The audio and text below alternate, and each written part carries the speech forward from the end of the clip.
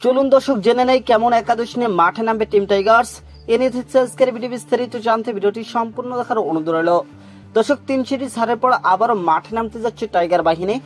পাকিস্তানের মাটিতে টেস্ট জয়ের পর থেকেই যেন কপালে শনি লেগে আছে টাইগারদের। এদিকে অভিজ্ঞ ক্রিকেটাররা ধীরে ধীরে সরে যাচ্ছে, অন্যদিকে নতুনদের শুরু হচ্ছে নতুন চ্যালেঞ্জ। তার উপর আবার কাল হয়ে দাঁড়িয়েছে অধিনায়ক নাজমুল হোসেন শান্তর ইনজুরি। তাই তো ক্যারিবিয়ানদের বিপক্ষে স্কোয়াড নিয়ে জটিলতায় পড়তে হবে কোচদের। তবে প্রথম ম্যাচে কেমন একাদশ নিয়ে মাঠে নামবে বাংলাদেশ সেটা জেনে নেওয়া যায়। দর্শক, বাংলাদেশ হারতে হারতে জিতে যায় আর জিততে জিততে হেরে যায়, এটা নতুন কিছু নয়। আফ্রিকা ভারতের বিপক্ষে লজ্জাজনক হারের পর আফগানদের বিপক্ষে সাদা বলের সিরিজ খুইয়েছে শান্ত রিয়াদরা।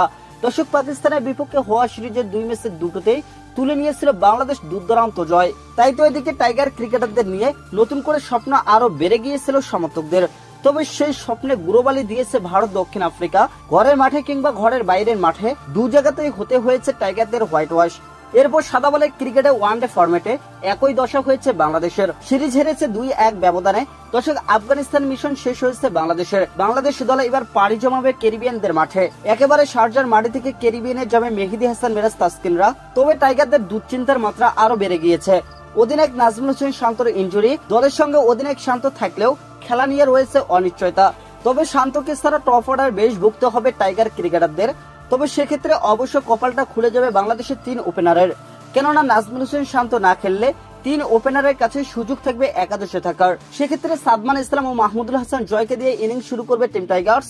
3 নম্বরে সুযোগ মিলবে জাকির হোসেনের। যদিও টপ অর্ডারের টেস্টের জন্য খুব একটা ভালো অবস্থান নেই এই 3 ক্রিকেটারের, রান করলেও সেটা একেবারে অধারাবাহিক বলা চলে।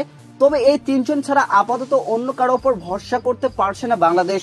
4 নম্বর পজিশনে ব্যাটিং করবেন মুমিনুল হক। বাংলার টপ অর্ডারে একমাত্র ভরসার নাম মুমিনুল হক। দর্শক, সিনিয়র ক্রিকেটারদের মধ্যে আছেন শুধুমাত্র মুমিনুল, তাই সবার চোখ থাকবে তার উপর। এদিকে শান্তর পাশাপাশি মুশফিকুর রহিমও ইনজুরির কারণে মিস করবেন এই ক্যারিবিয়ান সফর। তবে লিটন কুমার দাস অবশ্যই একাদশে থাকবেন অনায়াসে, করবেন উইকেট কিপিং এবং পাশাপাশি মিডল অর্ডারে ব্যাটিং। এদিকে শান্ত না থাকায় দলের হাল ধরতে পারেন সহ অধিনায়ক মেহেদী হাসান মিরাজ। টাইগার ক্রিকেটের পরবর্তী সাকিব আল হাসান হওয়ার পুরো লক্ষণে আছে মেহেদী হাসান মিরাজের মধ্যে। লোয়ার মিডল অর্ডারের দায়িত্ব নেওয়ার জন্য জাকের আলী অনেককে খেলাতে পারে টিম টাইগার্স। সেক্ষেত্রে দলের ব্যাটিং গভীরতা বৃদ্ধি পাবে। এদিকে 3 পিসার নিয়ে ক্যারিবিয়ানদের মাটিতে খেলতে পারে বাংলাদেশ। সেক্ষেত্রে তাসকিন আহমেদ, হাসান মাহমুদ ও নাহিদ রানা হতে পারে সবচেয়ে বেস্ট অপশন টাইগারদের। তবে এদের একজনকে বসিয়ে শরীফুল ইসলামকে পিসের মান বুঝিয়ে মাঠে নামাতে পারে টাইগার বাহিনী। আর টেস্ট ক্রিকেটে স্পিন বোলিং এ তাইজুল ইসলামের অবদান অনেক। আর তাই তো টেস্টের জন্য এখন পর্যন্ত তাইজুল ইসলামের রিপ্লেসমেন্ট খুঁজে পায়নি টিম টাইগার্স। দর্শক, সম্ভাব্য এমন একাদশ নিয়ে ক্যারিবিয়ানদের বিপক্ষে মাঠে নামবে বাংলাদেশ।